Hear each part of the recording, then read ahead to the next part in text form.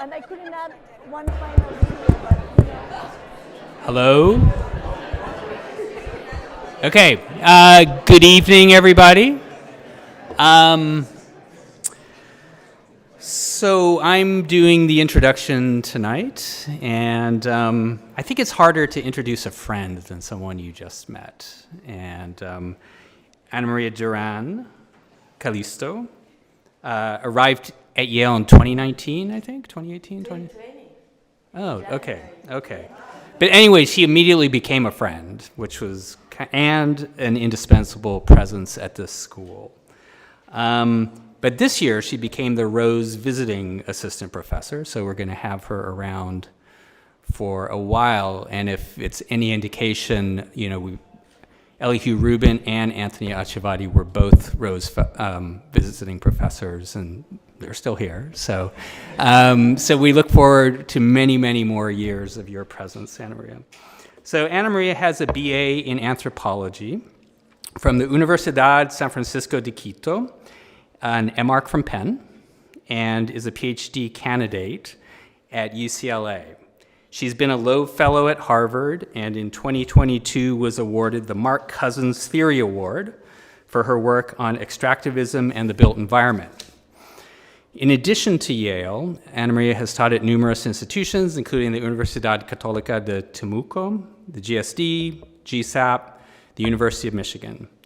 And she's been a very prolific writer. In addition to contributing chapters to numerous collections, she's co-edited the books Ecological Urbanism in Latin America, Beyond Petropolis, Designing a Practical Utopia in Nueva Loja, as well as contributing articles to journals such as Domus, Log, the Architectural Review, Harvard Design Magazine, and Casabella.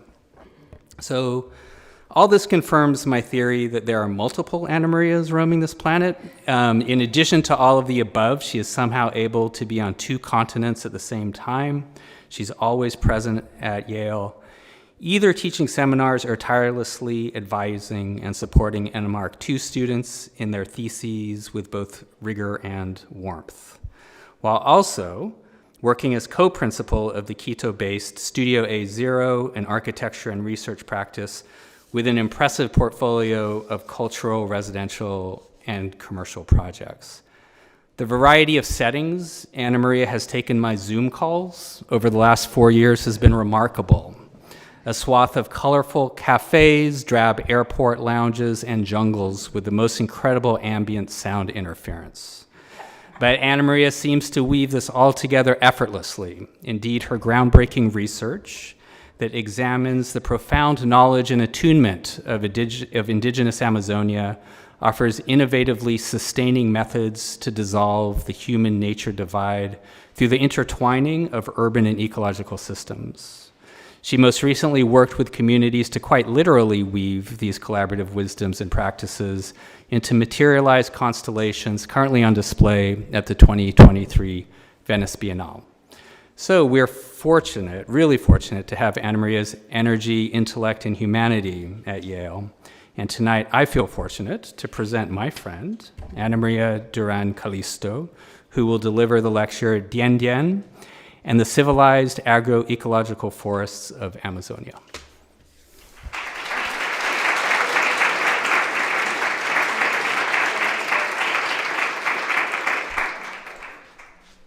Hello, everyone. Thank you for being here. Thank you, Sunil, for that beautiful introduction. It's a pity that Deborah is not here, but thank you to Deborah as well. And to Phil and to Joel Sanders and all the people, thanks to whom I am here today. I am a very fortunate person, I have to say. I came here in January 2020 to teach one semester as a research seminar on the history of urbanization in Amazonia. And the pandemic hit in March. I had no idea I would be locked down in New Haven of all places. And I'm still here, thanks to that. You know, had the pandemic not hit, who knows where I would be, but life had it this way, and I feel very fortunate because I love being here, and I'll be happy to stay here many more years, Sunil. So hopefully, you know, Anthony and Elihu are a good intuition in terms of how my future may be. But today I want to talk actually about, of all these Ana Marias that, yes, you're right, there are many personalities, I guess, to me, but this is, I would say, my Yale personality. The things that I'm going to present tonight are things that I would not have done had I not come to Yale and had I not been locked down here in New Haven, working, on Zoom with the students, with the faculty, and with the world. And that did open lots of windows for me. I understood many things that I would not have understood otherwise. And I think that this is, to a large extent, a product of the kind of space that I've been offered here, with immense pedagogical freedom, with students who ask very challenging and important questions. So this is, in a way, a response to the questions that you started asking in January 2020 and that you still keep asking and keep challenging me.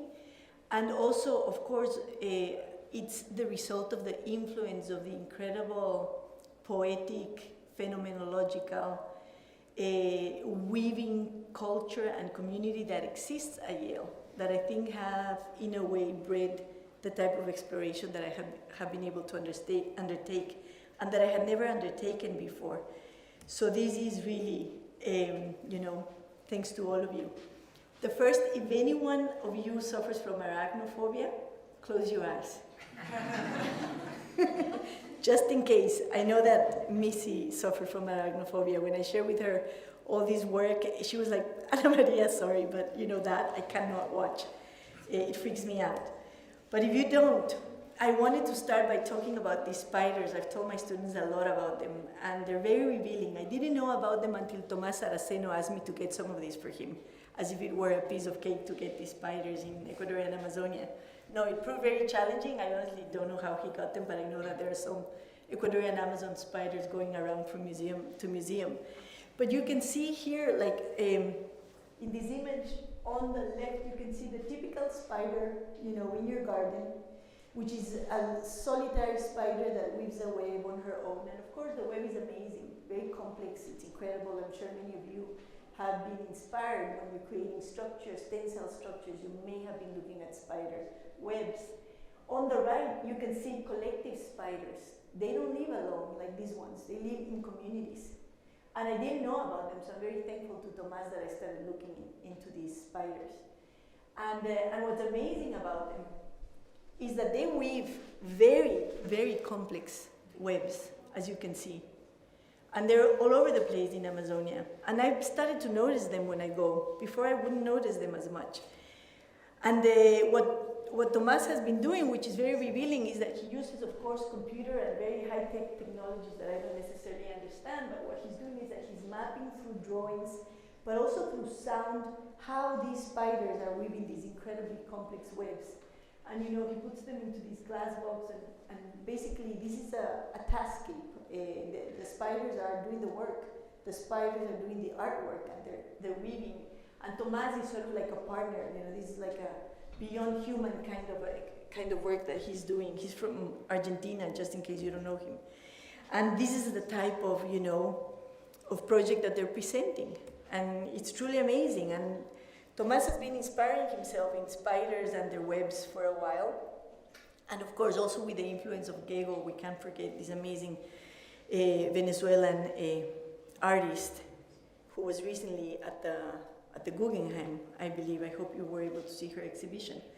But thinking about the collective intelligence, I decided to start exploring what we could do, and having discovered during the pandemic that it is possible to start weaving webs of people to do projects together, even if we're not necessarily in the same space at the same time.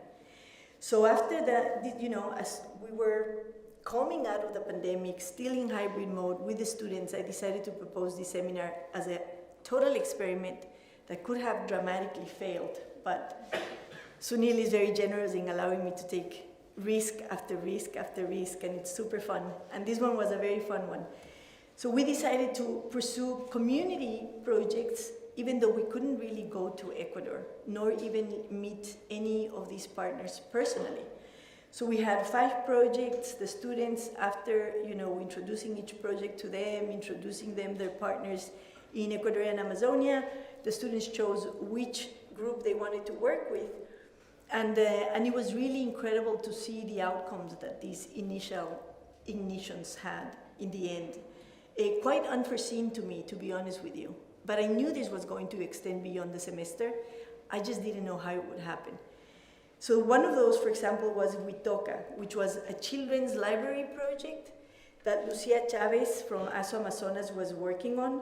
And she was working with Andrea Lopez, Fabio Legarda, which were our community partners. And then we also brought in Alborde, who's a group of young Ecuadorian architects who do very interesting work with communities. So that was also great to bring in these other partners besides the one that were based in the community.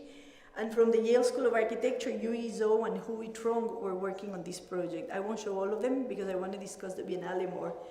But in the end, what they created a design working. This was not a design class, it was a seminar, it was a research seminar. And we were more thinking in terms of how to precisely weave people together to do collective projects. But this one did result in a design, and Yui and Hui and Alborde created this library, thinking about Amazonia, thinking about biomaterials.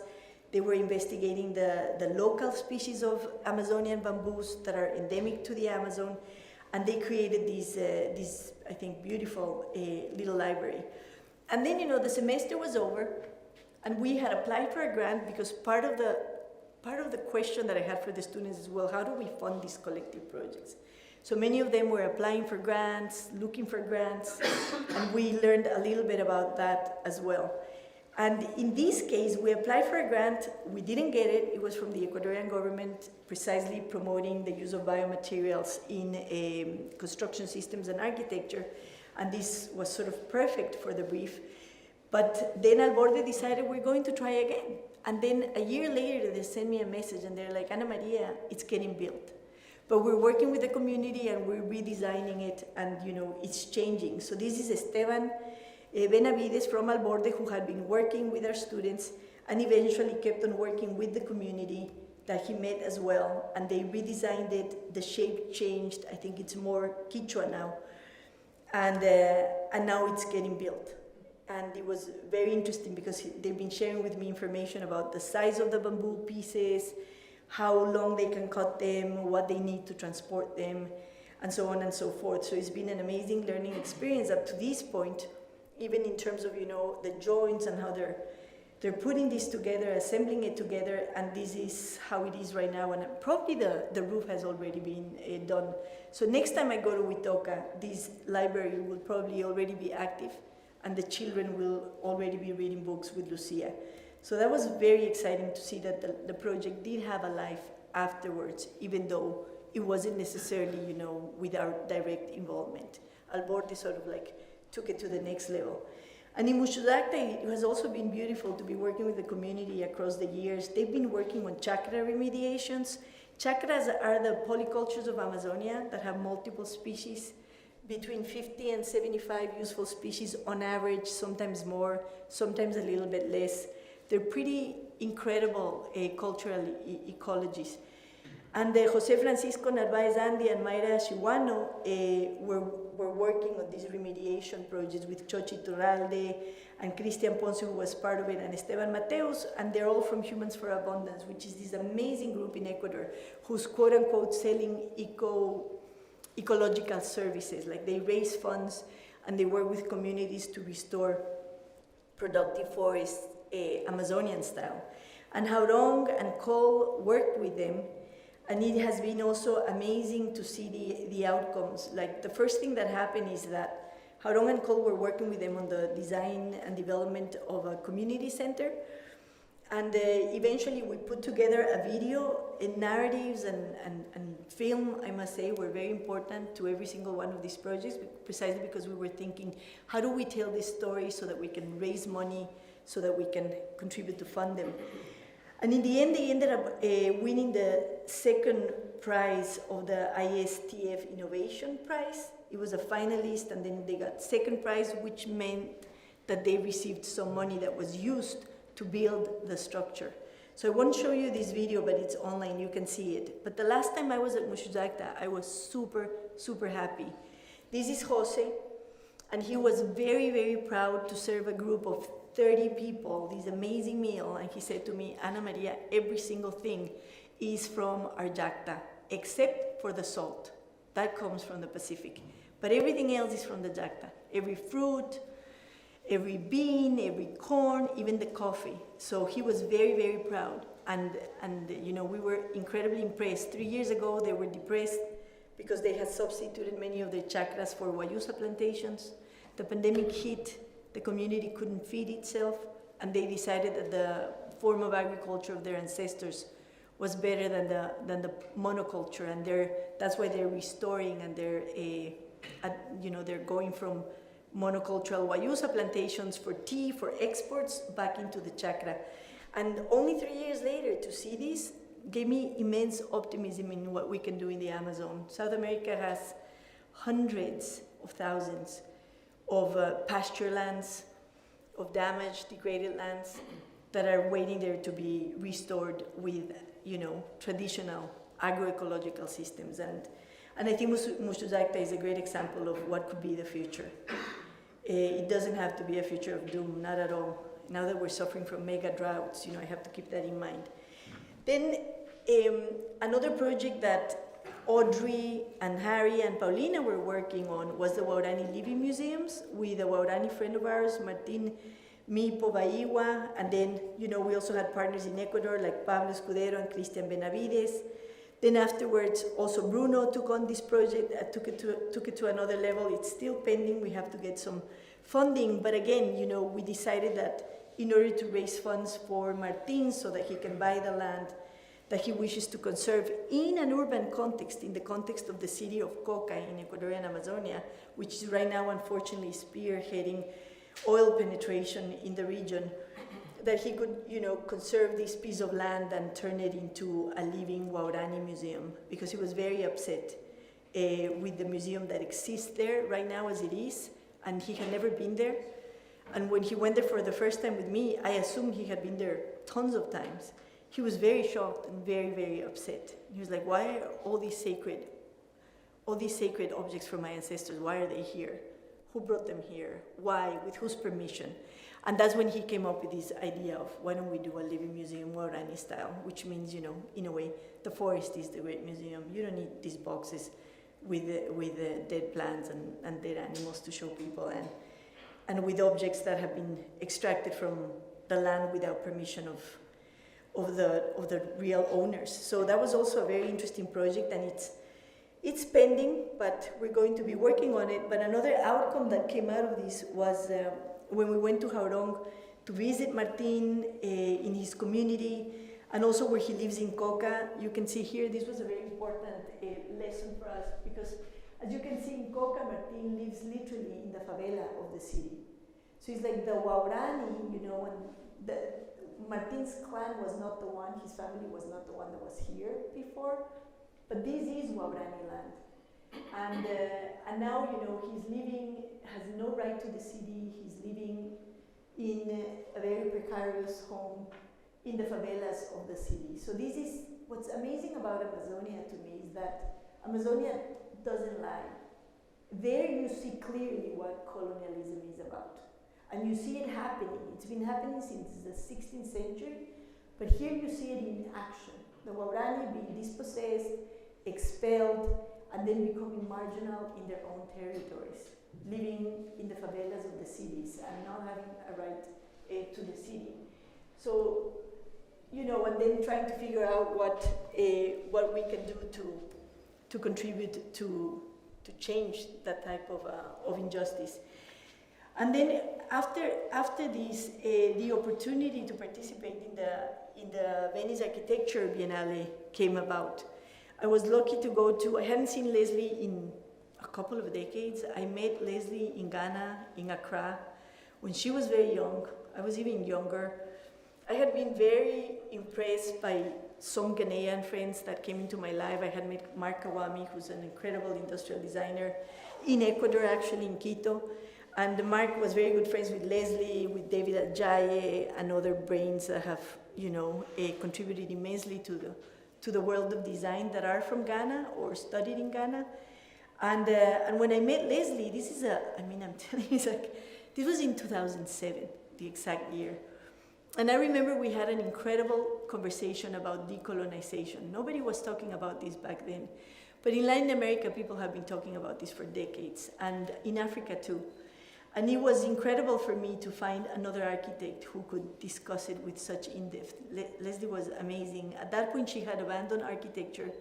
She took me to her house, quite beautiful, and she told me that she was going to be writing novels, that she just didn't want to deal with architecture anymore. And I thought she was never going to come back because she was really intent in writing novels, and I think she's written about 5 or more. But eventually she came back into our world and was the curator of this incredible biennale, where the challenge was decoloniality, decarbonization, and I added academic justice. What may that mean?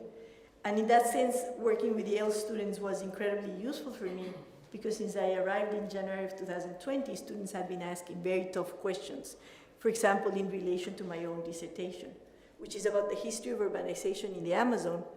But of course, if I'm going to try to write about that history, I cannot exclude the pre-Columbian period. And what I've discovered is that the pre-Columbian period is actually the most incredible one. It's like 8,000 years to 10,000 years of transformation of the landscape at a massive scale that Amazonians started back then. So, you know, this history is important, but of course the question arises, but are you the person to write about the history of native Amazonians? Should it be you? Should it be someone else? Without, you know, perpetuating the invisibility of these amazing cities in academia and in books. But then, because of those questions that the students were posing, I started thinking about academic justice and how to compensate for that as well, so that you know, everyone gets to participate, but especially the original peoples of Amazonia.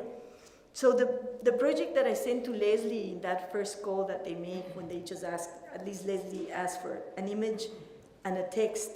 So what I proposed to her is, I said, what if we take to the Biennale 10 pre-Columbian Amazonian cities? Nobody associates the Amazon with civilization.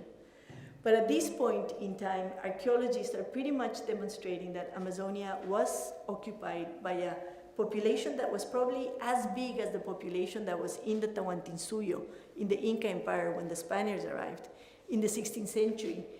And they were quite incredible urban ecologies. They were these amazing interconnected constellations of nodes that are hierarchical. You have, like, you know, from the primary node to a quaternary or maybe even quinquenary node, always interconnected and always a system that builds up ecology.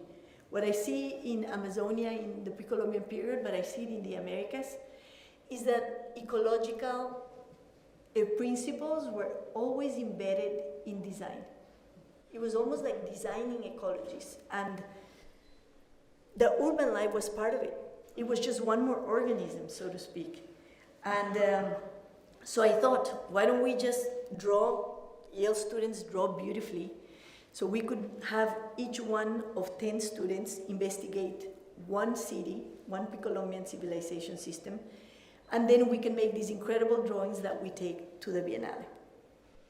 But then, little by little, you know, things started evolving. This is the area that we were assigned. It was like an L-shaped area. And we were thinking, okay, we take these drawings, but what else do we do? And then we thought, maybe we also bring some hammocks into the space, and we create this communal space with the hammocks where people can sit and gather and talk, but also look at the drawings. So we started thinking a little bit about this design with Gabo, with Haurong, with Bruno, with a group of people with whom we've been talking about this since day one. And I had collaborated with a group of Guarani women in a little, tiny little interior design project that I designed before the pandemic, and it was actually built during the pandemic. So it was one of those funny moments of talking to the contractor while we were locked down and trying to, you know, see what was going on through the phone because I couldn't go to Ecuador. And that curtain that you see in the background was woven by the Guarani women with chambira. So it was like the one element when we were doing this project, it was like, Every decision that we make as architects is ecological, it's political, and it's economic. Whether we are aware of it or not is different, but it is. So what I try to do now, being aware of that, is that rather than just getting a curtain, I don't know, standardized curtain from a company, I think could we weave it with the community of women? So we found Omere through a short friend of mine, Fernando Wampuzereque, who introduced me online to Mano Mari and Rome Papue, with whom we collaborated later in the Biennale, and they did this beautiful curtain. So I was super, super happy with the collaboration. And I knew that they also wove hammocks. So I thought, why not buy some hammocks from them? And Rome sent me some pictures of this beautiful hammock that they had at the store. So we started thinking how we can use them. But then, the tough question emerged, but how is that our authorship? Are we, we were, in conversations with the students and Bruno and others, like, is this cultural appropriation? Like, is it okay to buy 12 hammocks and hang them in the Biennale and have this in our name? It just didn't feel ethical, it didn't feel decolonial. So we were like, no, that we can't do that. We can't just buy hammocks and take them to the Biennale. And the other thing that we had been conceptually investigating, because we were interested in ecological principles of design, socio-ecological, I should say, was also the notion of interdependence and how we could discuss interdependence of all beings, tangible and intangible, in the context of the Biennale. And we went with Bruno. Bruno was ready to go into the jungle to do all his research for his thesis, I guess, almost dissertation. What Bruno wrote is beautiful. I highly recommend it. And we asked Mano Mari, Mano, could we weave these hammocks, this was still in the hammock phase, in a way that if one moves, all of them move? Could we have like some sort of like, elements like bat style that would make sure that they're all interconnected so that all bodies are upset by the movement of one body? And Mano Mari said, well, that's Dien. And we were like, what is Dien? And she said, it means in Guarani to feel the other person. And what we do when we want to feel another body, we place the hammocks in an X, so that, for example, if you have a baby or if someone in the community is sick, and during the night, if they move, then immediately you'll wake up because you'll feel the body of the other person, you'll feel the other person. So we love this concept of Dien. And we were like, okay, that has to be the name of the installation, and we have to definitely keep this somehow. But then also talking to Manu and to Rome, and thanks also to Bruno and his inquiries through the work he was doing for the thesis, we realized that weaving for the Guarani women was not just about, an entrepreneurial pursuit. It was really about resistance to oil penetration in their lands. So I don't have time to go through all of that story of oil in Ecuador, but what you can see here is a map that shows you the oil blocks and Guarani territory. Thanks to Guarani resistance, the Ecuadorian government had to create what is called there with the hatch, with the diagonal hatch, an area that's called the ITT, which is the intangible zone. So that's, no company can penetrate that area. It's off limits to extraction, so to speak. So neither oil companies, nor mining companies, nor agribusiness can penetrate that area. But there are other areas in which the Guarani are, which is the Yasuni National Park, that in spite of being a national park, that it's supposed to be protected by the national government, by the state, they still allow oil blocks to fragment it, and the oil companies to penetrate. So can you imagine these women in Tuino and Tepapare? You can see the Tepapare and I hope you can see but anyway, they're in this area here, in this lower corner. And they're facing the advance of the oil frontier, these Guarani families in Tuino and Tepapare. So the choice they have is, we work for the oil company, or we figure out how to remain autonomous in this global capitalist world that has completely transformed the traditional ways of living. Now there's money before there was no money. And now the river is contaminated and the fish are dying before there was no contamination.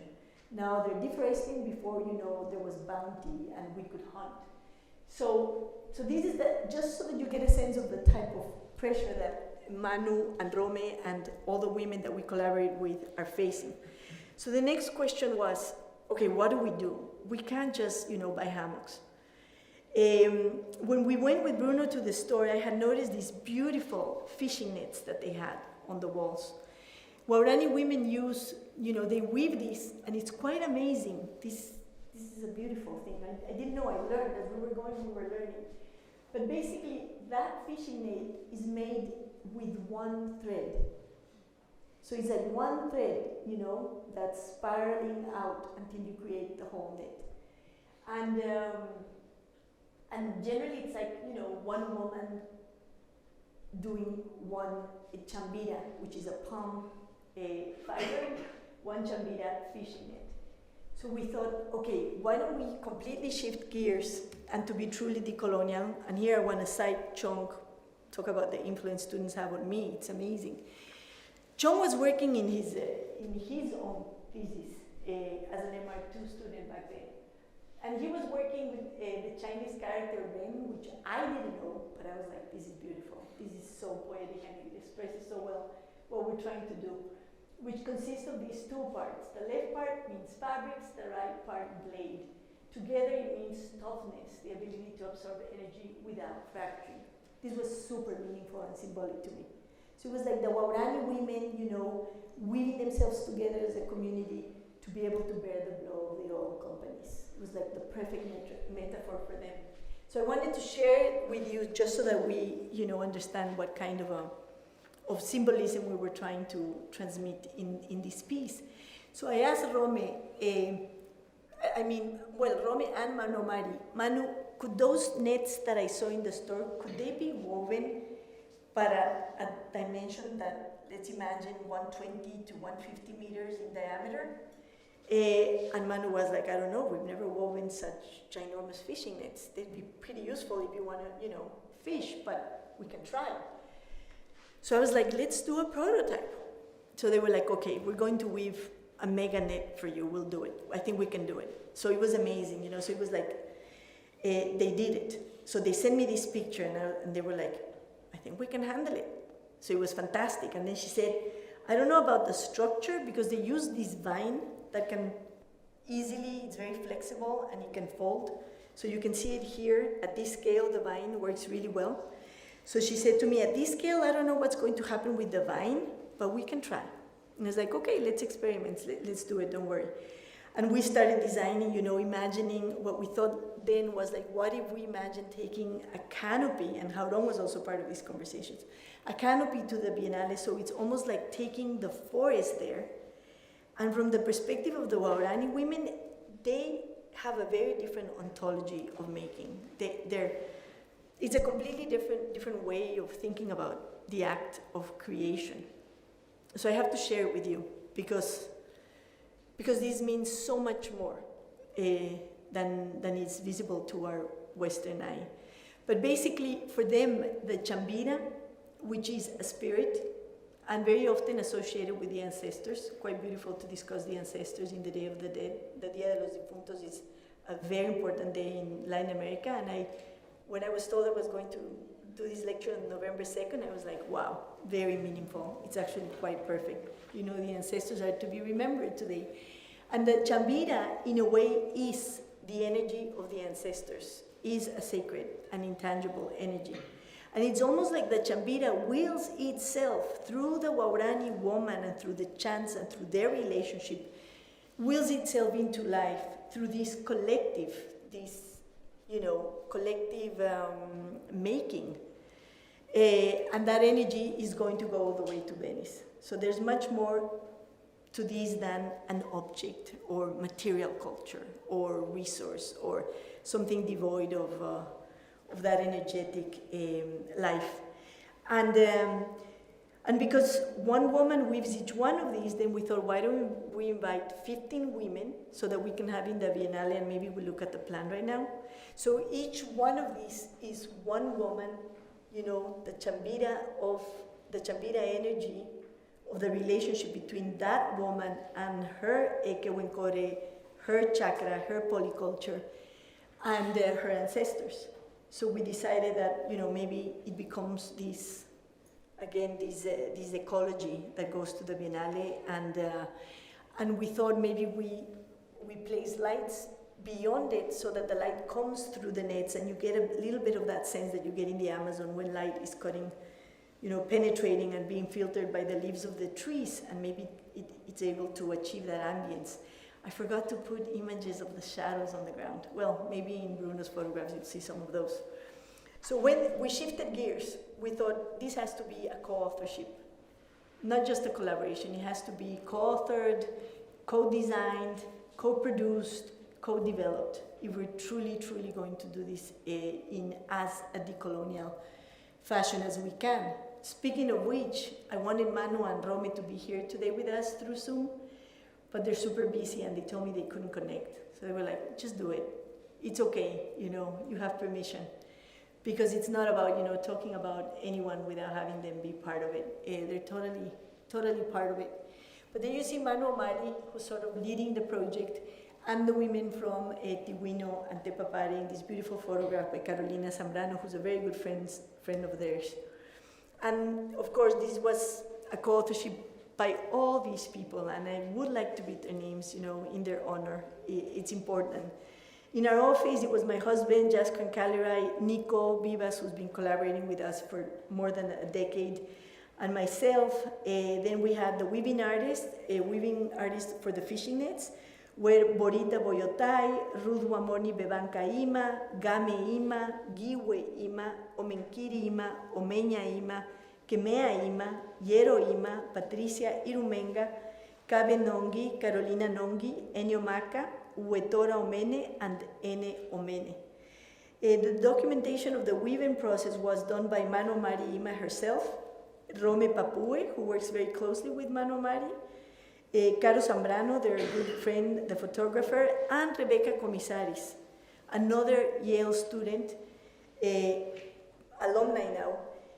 alumnus now, who called me out of the blue. She was in Bangladesh. She's like, Ana Maria, I want to go to the Amazon. So it was like perfect timing. Would you mind, you know, contributing to document the harvesting process? And she said yes. And she went, the weaving process. And then, of course, Bruno was working on his own research and documented the harvesting process of all the biological components that went into this making, because don't forget that every single element is biological. All the tints are natural, the chambira, everything they use to embroider the drawings afterward is from the forest. So the relationship between forest and culture is very, very intimate. In the research seminar, we were working with Juan Marcos Guareshi, who's my TA, and my students were Ana Patle, Nicole de Araujo, Youssef, Nabil, you know them, so I'll say the name, Oli, Fuad, Sarah, Jauron, Veronica Esmeralda, Cole, and Matthew.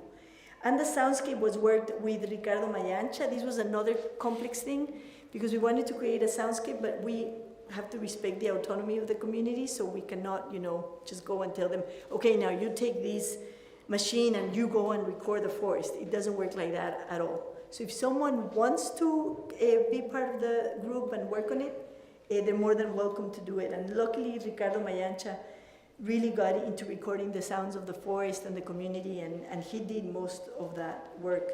And Fabiano, Manu Tukai, another good friend of ours, and Bruno, all of them collaborated. So this was my group. There's only one student missing. Sarah Kim is not there. I didn't get her image. Of course, Cole is probably having lots of fun. I love his picture. It's my favorite. And then, you know, the weaving began. So I just want to show you some images that give you a sense. Can you hear?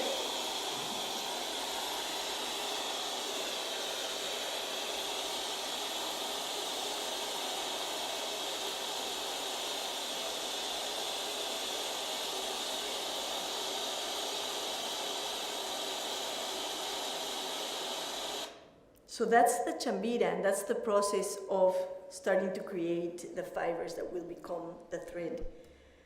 You got stuck. I don't know. There. You know, when the process of weaving began, and Manu was continuously sending me photographs, and every photograph I received through WhatsApp was like photograph of joy. I love this one, you know, the mother with her daughter weaving her mega net. They told me that the men were very impressed with how ginormous the nets were. They were like, we've never done one as big, you guys are amazing. So here, you know, because they were trying to show me that it did have the width that we wanted, they all grabbed it together, and it was just so beautiful to see this photograph in terms of, you know, collective weaving and collective co-creation. And this one made me especially happy.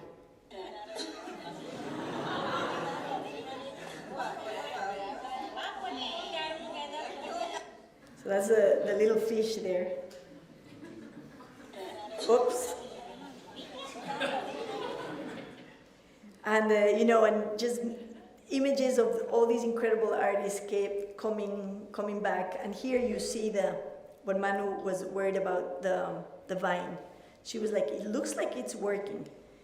You know, then we thought, okay, they arrived to Quito, but Manu and María told me that they were breaking the vines, that with some of them, they were too wide, and the vine was not being able to resist the plying. So we thought, okay, this is not coming from the forest, and this is supporting mining, but should we create a structure with metal that we can divide into 3 pieces so that it can be easily transported to the Biennale? And we did. So we just had to like do this prototype and apply it to all the fishing nets. And very low key, you know, very low budget project. Nico literally flew to Venice. In the box, he was taking the drawings. I'll show you later the drawings, and you know, the structure that would support the nets and the nets. And this is where, when he got to the Biennale, they're putting them together. And it was really nice to see even these like big Italians from the Biennale weaving. So everyone was weaving, and everybody was becoming part of this web.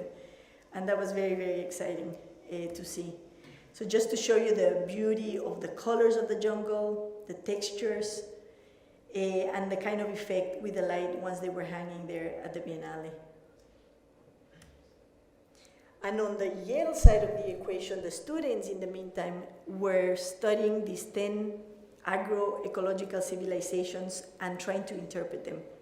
So they're also going through their own process of trying to interpret it, some with much more information from archaeology, many more surveys, more drawings, archaeological style, and some with very little, just doing an incredible, you know, exercise with their imagination. And one of the students, Fuad, was working on looking at a culture that has been uncovered right now with LiDAR in my country, in Ecuador, in the Base del Upano, it's called, the Upano Valley. If you look at it through satellite, this is what you see. And with LiDAR, which penetrates clouds and forest with laser, this is what you see. So we're discovering through LiDAR that there are many complexes like this in the jungle, all over the place. And this one's a very particular one, because unlike the Arawak settlements, which tend to be circular or elliptical, interconnected, this one's more of a hybrid of Mesoamerica and the Amazon. And I think it is, literally. And you can see that they're starting to create plazas, that there are more structures that are, that are rectilinear, very, very different from the Arawak.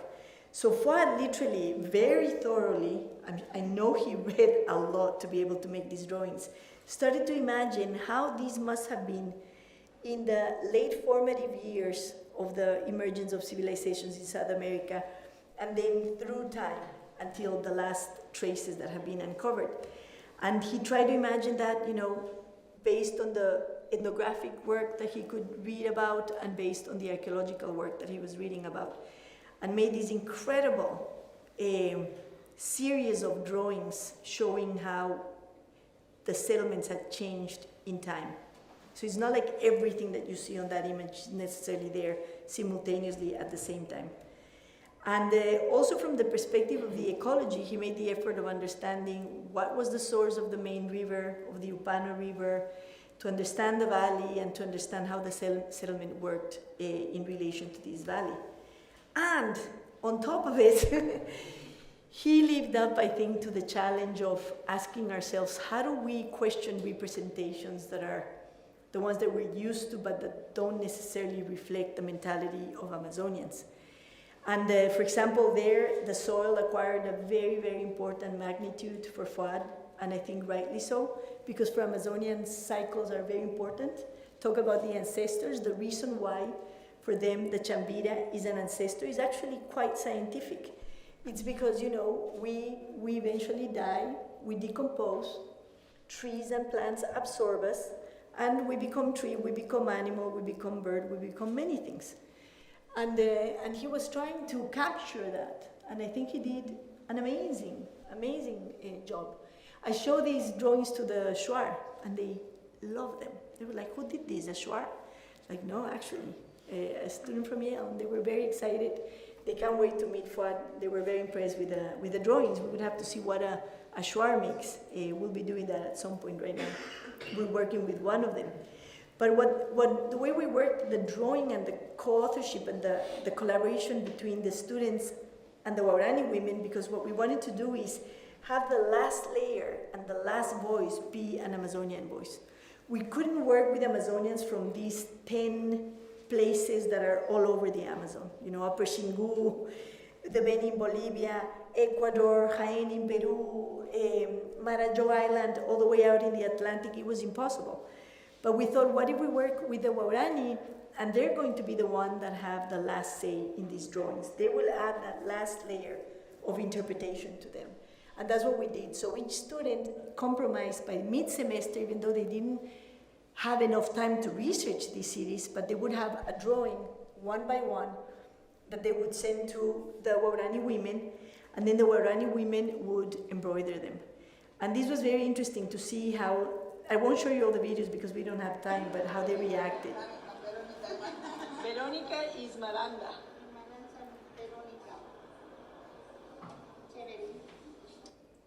So, you know, just looking at the drawings, and I'll show you one more. I filmed you one.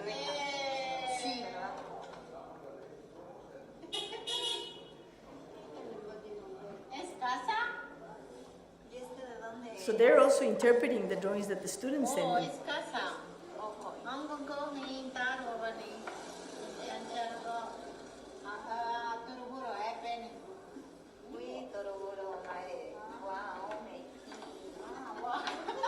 And in the meantime, I'm sharing all these videos with the students, of course, through WhatsApp, so that they know what's going on the other side. It's not moving. There. I'll keep on going. This would take too long, but I'll be happy to. This is the one Manu chose, the one that called it. He really loved it.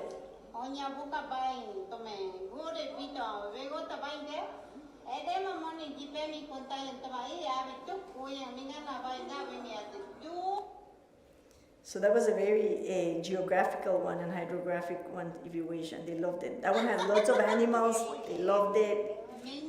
But I can share these with you guys so that you can see them at some other point. But in terms of the forest materials that were used for this component of the Biennale, it's basically, and this is used all over the Amazon, it's the bark of a tree that it's almost like you can unroll it. So they sort of heat it and they start unrolling it. They tell me it's actually not that pleasant because sometimes there are insects coming out as they're doing this. And they can get, you know, pretty decent large canvases. So that's the material that we use. It's called yanchama in Quechua. And here you can see the process in terms of how they harvest this. This is a video that Manu Amari made. You see how they're beating it, unrolling it.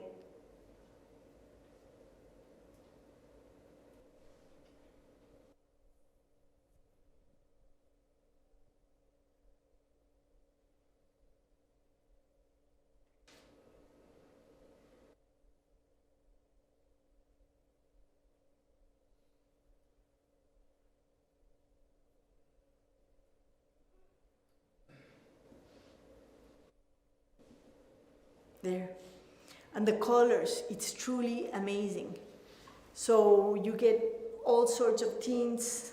I'll go through some of these. Bruno documented all this process of, the harvesting, the cooking, the extracting the tint to use it to color the fishing nets and many other things that they make. And they get all sorts of incredible colors. And then they would also send me pictures of the process of embroidering as they were doing it and how they were interpreting the student drawings. Remind me to show you the GIS page at the end, because there you can see the relationship between the students' drawings and their drawings, which right now I don't have. But they incorporate feathers, and the level of detail is just unbelievable. And in the end, what you realize is that the whole family ends up weaving, really ends up embroidering. And it becomes a big collective moment of chanting and sharing their culture, with everyone else.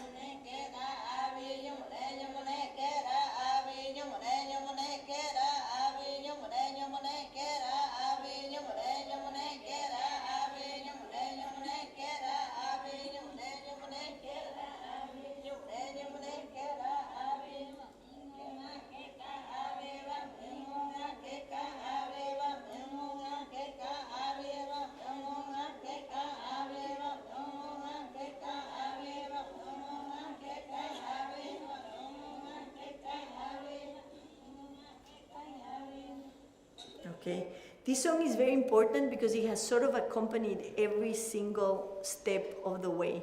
And the last time we sung was at the Biennale, where we were able to go, and I'll explain how everything was funded at the end. But it was incredible just to be there, holding hands and chanting this song together. That had been the chant that sort of like took us there and took us through the process together. In terms of the soundscape, this is Manui there at the commune. She's an amazing musician. She sings like an angel. And she basically taught the Waurani how to use the recording machines and see if anyone got into it and decided to record.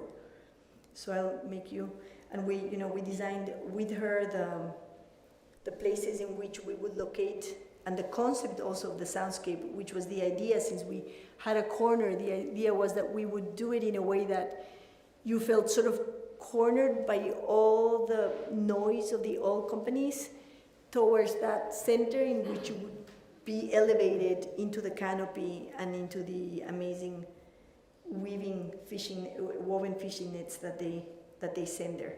So that was sort of like the concept of the soundscape. And then we were not able to go to the opening. Manu, we didn't have enough funds to go to the opening. So if Manu or Mari couldn't go and Rome couldn't go, I didn't feel comfortable going by myself and sort of like, taking the credit for the whole thing. So I decided to hold it, but Bruno was able to go, luckily, and he sent us all these incredible videos and photographs, and I'll just share.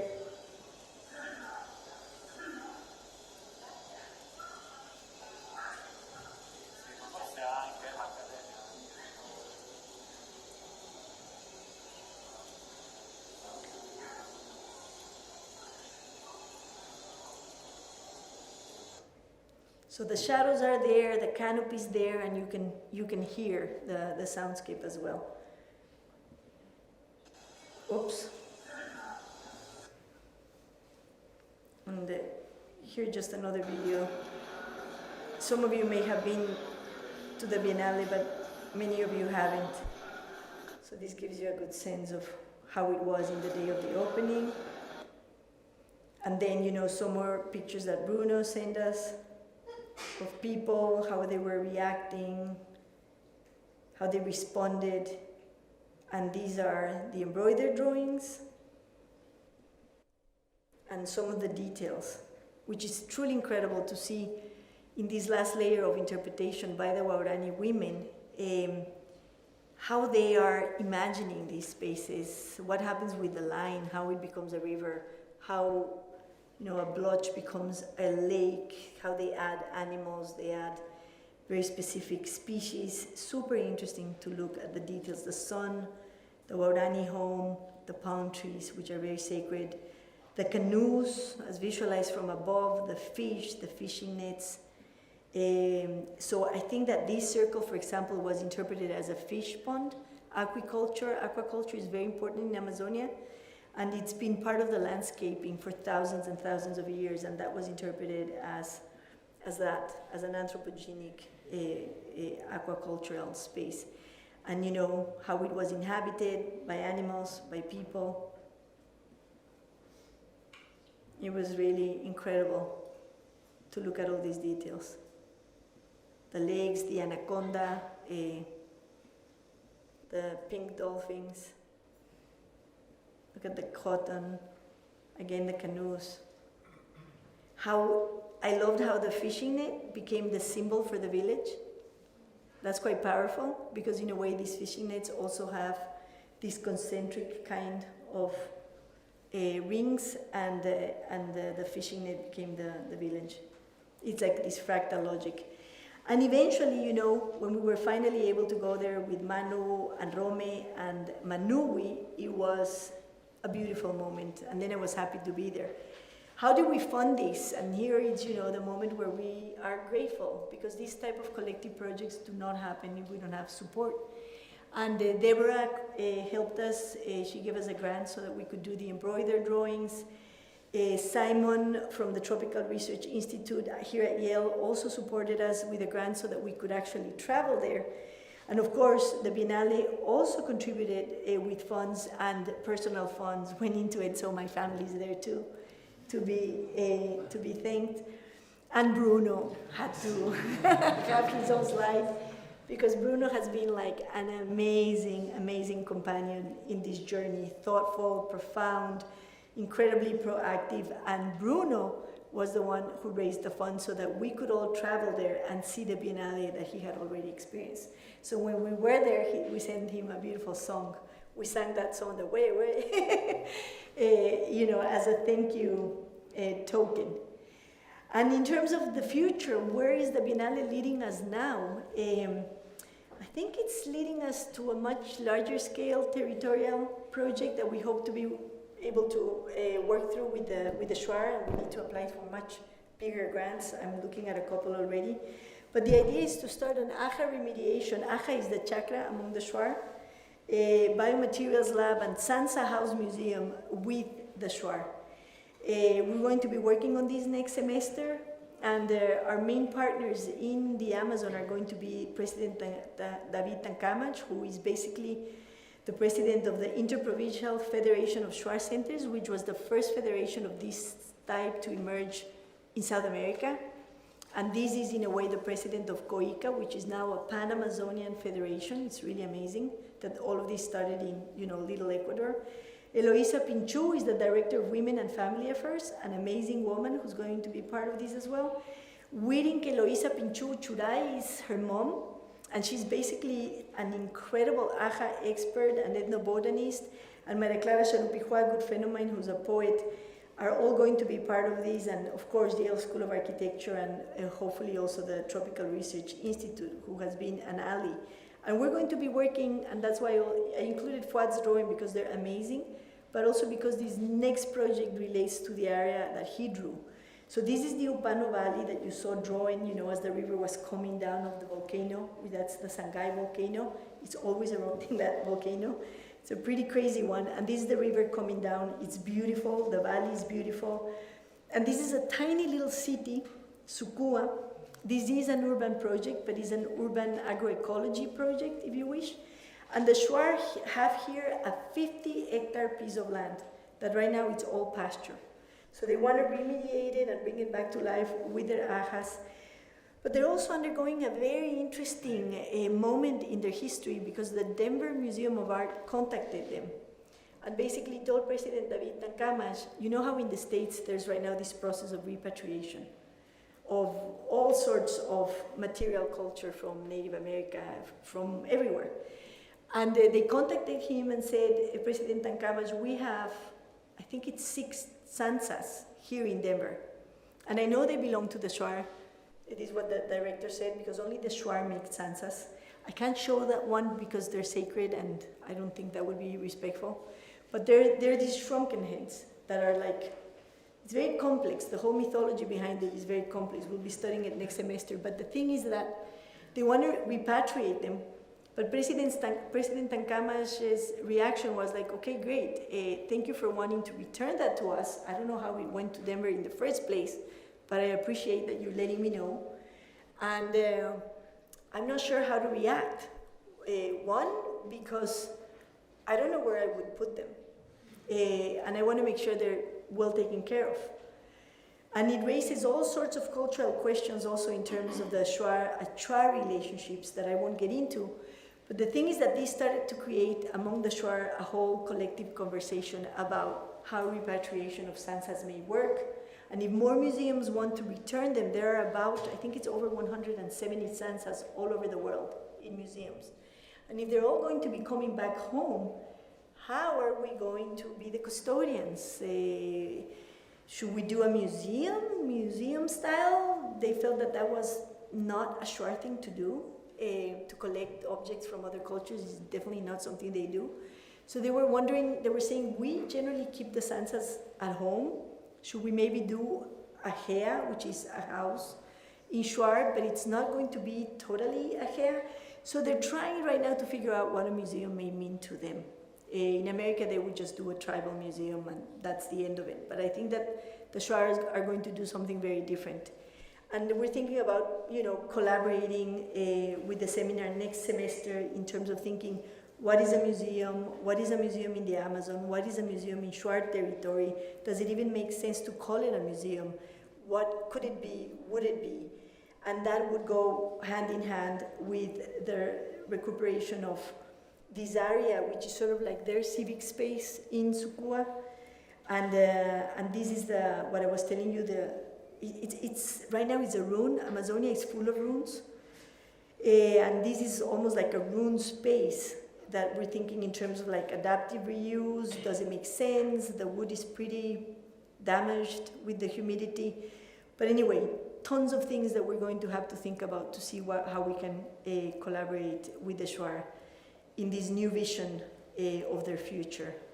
And thinking about their agroecological traditions, their settlement pattern traditions, and the Aja, which is this polyculture, and working, of course, with this new partner who's Maria Clara Charopijua, who's going to be leading the project on the other side of the equation.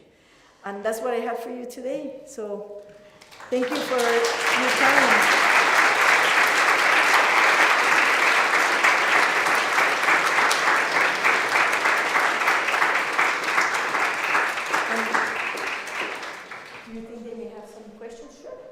If they're not too tired, I'm happy to respond to the new challenges coming from the out. And drink a little bit of water. Tess. Thank you so much for that simply wonderful, generous, and many, many peopled presentation.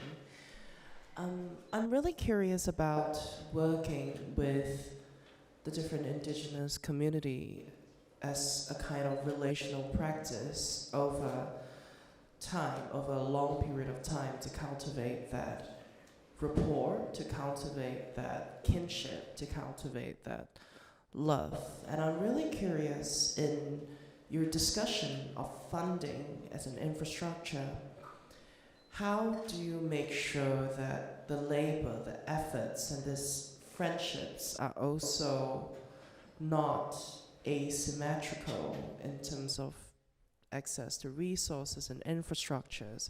How did you compensate the women, the weavers, and the many, many different partners involved in every step of the way? I love your question. Excellent question. And of course, this was an important part of it, and making sure that it's justly done. The weavers were paid for everything that they made, not just what they requested, but we doubled it, because I personally thought they requested too little. And I told them that's too little. It's definitely not enough. And what's happening right now, because another question that emerged in my class among the students in terms of the discomfort that this type of project can raise, and it's important that it does so, because it forces us to go deeper. The students said, but why are they not getting invited to the Biennale, Ana Maria? It's still so colonial.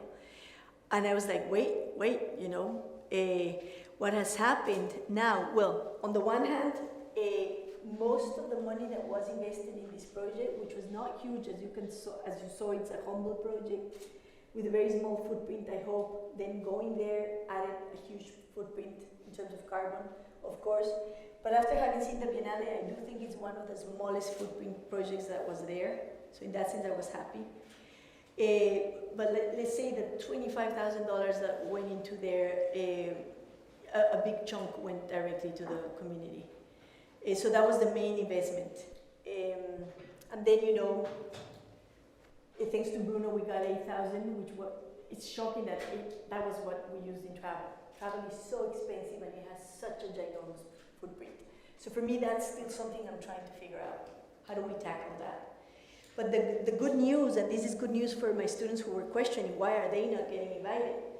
What has happened now is that a museum in the Netherlands, knock on wood, wants to rent the piece for 7 years, and they're going to be paying the Waurani women, you know, Manu and Romy are going to be administering the funds to make sure that everything gets distributed equally. So for 7 years, they're going to have an income. Everything's going to them. So that's like, and it's funny when I told them, they were like, Ana Maria, we don't get it. You already paid for this. Why are you now telling us that we're going to get more? And I was like, well, because the piece has been rented, or it may be rented by this Dutch museum, and all of that is going to go to you. You deserve it. It's your work. It's your artwork. So they're super happy, and they're shocked. They didn't expect that. So it's been wonderful to see also that new layer of happiness. And now they're going to be working with the museum directly. I'm sort of like just taking my hands off. Now they can go, they can add, they're going to be working with Bruno and Carolina Zambrano, who's this good friend of them that she's a photographer, she's a filmmaker, and she's been working with the women for a long time, so they feel very comfortable with her. So they're going to be producing a piece that I feel was absent in the Biennale because we just didn't have the time and didn't have the funds, which is a more multimedia project that talks about not just the process of the making of these, but the plight that they face and the history of that plight with the oil companies, so that it can really make total sense, which right now it doesn't. You know, people who go to the Biennale is like, what is this about? It's hard to connect the dots unless you have the whole story that I just told you. So that we're going to compensate for, and the museum in the Netherlands is going to be paying for that piece, and all the money is going to the community and to Carolina Zambrano, who's going to be doing that, who's going to be editing that. So, you know, down the line, I feel that we've achieved another one of the goals that we had. That now the link is direct between the museum and them, and that there are additional funds so that this can continue to generate income for them and continue to be able to resist through their weaving.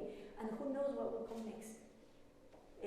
So I don't know whether I fully responded to your question, but awesome. Thank you, that was a wonderful question. I appreciate it. Yes? Hola, I wanted to ask you, in this process of the Biennales, government participation, this is such a project in which,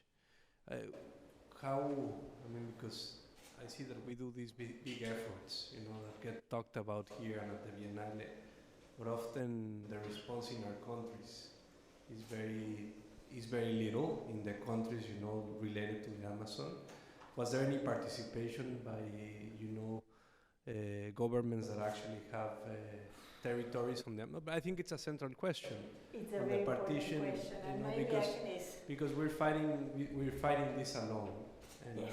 And I think the Biennale is lacking that capacity of bringing decision makers and to establish. We're fighting $8,000, yet the government, so at least in Mexico, the government decides who does the Biennale, but they don't participate, and so on. So I wanted to know where are we at, and how can we think about a next platform of this type of forms. You're lucky to be Mexican, is what I can say. Ecuador, Mexico, Ecuador, you know. At least you guys have a pavilion. Ecuador doesn't have a pavilion, so for Ecuadorians to participate in the Biennale, unless you get invited by the curator, you just can't. I know of 3 Ecuadorian architects who participated. Alborde, with whom we collaborated on that Huitoca project, has been there. Felipe Correa was there, I think in the Hashim Sarkis Biennale. Alborde was there in the Alejandro Aravena Biennale. And I was lucky to go to this Biennale. And I say lucky because unless we get invited to submit a proposal, we just don't have a pavilion. We don't go. We're completely invisible. The Biennale is a very strongly geopolitical space. So like in the world, you know, in the pavilions you have, depending on the power of the country, more or less presence. Ecuador doesn't exist there. And right now with our government, I spent a lot of time doing fundraising for this project. It was so frustrating. I stopped trying with my government. I spoke with the Ministry of Tourism, with the Ministry of Foreign Affairs, with the Ambassador of Ecuador in Italy, with the Ministry of Culture, not a cent, okay? So at that point I gave up because it's so time consuming, that I was like, it's okay, we're just gonna do this somehow. You know, I'll figure it out. So I couldn't really count with my government. What can I say right now about my government? I wish it didn't exist. Sorry, but it's pretty dreadful, the situation right now. Thank you. So that made me even think more, you know, about how you can relate, talk about weaving the global north and its immense wealth, which is also created extracting the global south. And that global south that it's somehow compensated is also about that justice. Let's call it global economy justice. We need to make these efforts and we need to make these interweavings. And I think that's coming. For example, for reforestation projects, right now the global north is super scared about climate change. I was yesterday the whole day in the Inter-American Development Bank, which is shocking that I would be in the development bank. That I have actually, because of the extractivism and the Irsakosi plan, I've been talking about the IDB and the CAB and the highways and how damaging that has been in the continent. And suddenly I'm sitting there in the bank talking to very nice people. And this is being led by the Brazilian government. A representative of the presidency was there, very interesting diplomat, very nice guy. And they're basically, Brazil has compromised not just to take care of the remaining forests, but to start reforesting massive areas in the Amazon. And that means that we're going to need funding. And right now there are lots of green funds. But if we don't harness them in an intelligent way and support communities and support polycultures, what's going to happen is that the typical intermediaries that know how these functions are going to start capturing the green funds and just doing monocultures all over the place. You know, I'm worried that another environmental catastrophe may be triggered in the name of climate change. So we were talking with this diplomat from Brazil. I was just very honest. I was like, Brazil needs to negotiate with the global north in terms of you want carbon trade? Okay, you get it, but not from the existing forests. You replant the forest, and then you get the carbon trade. If we don't do that, if we don't get, you know, it's going to be another disaster, and the money is going to end up cycling back to the global north. So I think we need to do a lot of it, but I feel that the global north is ready to collaborate with the global south right now. So I feel we're living a new era. It's starting, but I do see change. I do see a new paradigm permeating even development banks, which makes me very happy. So yeah, and Mexico, what can I say about Mexico? That's a long conversation. But it's in a very good moment, I feel.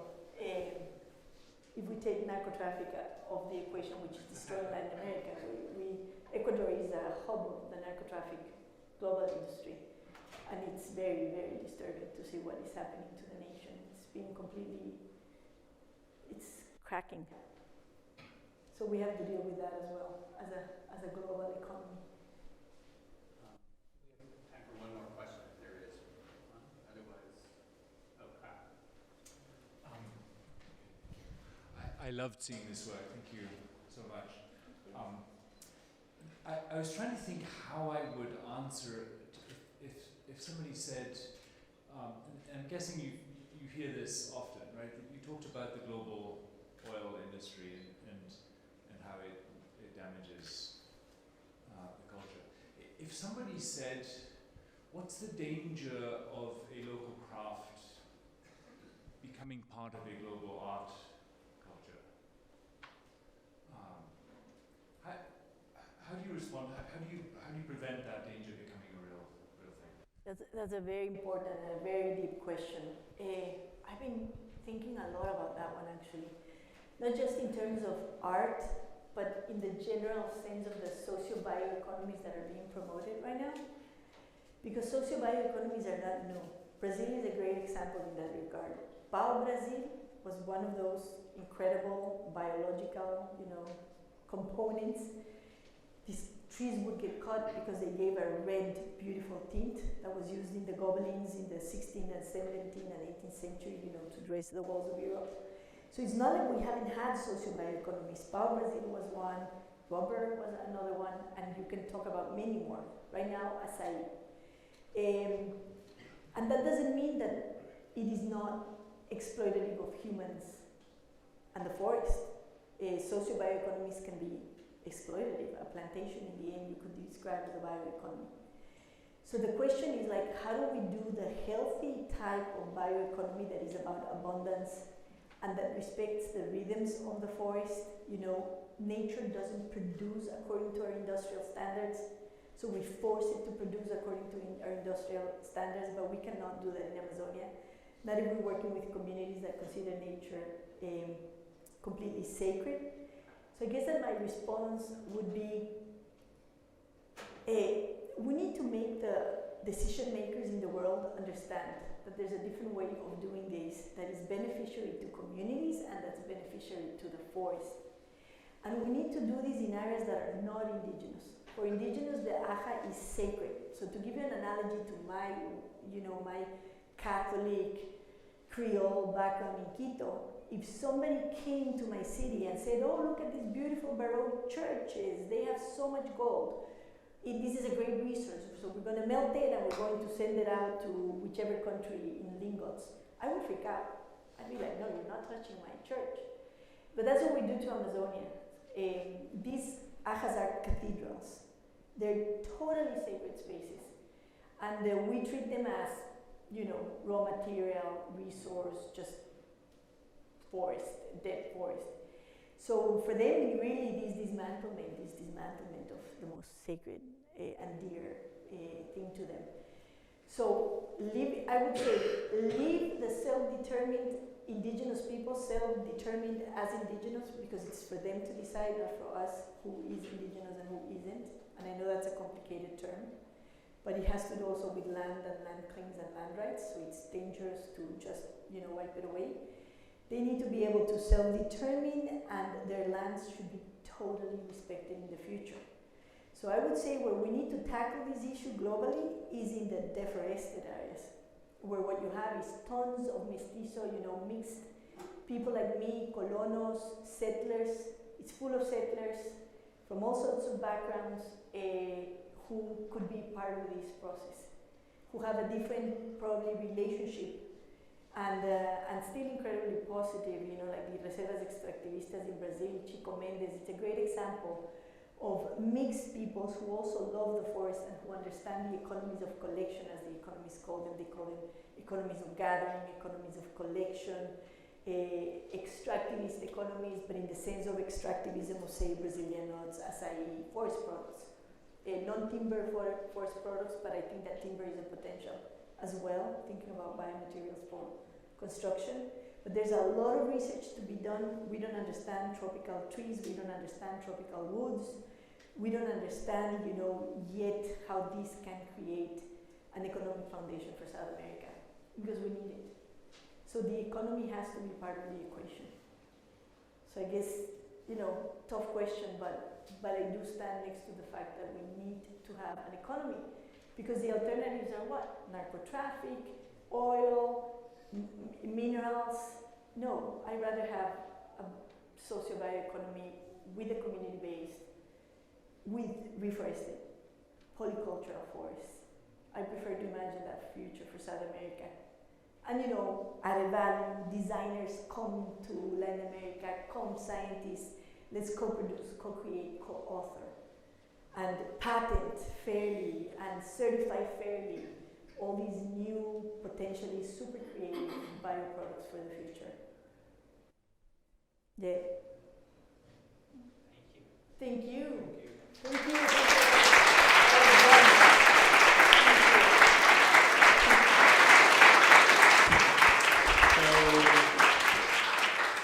There's a reception, and it's on the 7th floor terrace. So to make you feel a little bit warmer, Andrew has concocted a drink called the Amazon, so you can imagine that you're under an equatorial sun.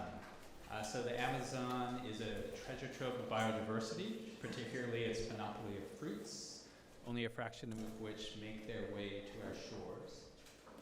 I'm going to pronounce this in Portuguese instead. One we can sample is the maracujá, or passion fruit. Tonight's cocktail features passion fruit, setting it in cocktail format for the region. The bachita. A bachita is typically made with cachaça, in a nod to our Ecuadorian speaker. In that country's slice of the Amazon, we have swapped out the cachaça for zumir aguardiente. Oh, nice. So anyways, and then there'll be like a, not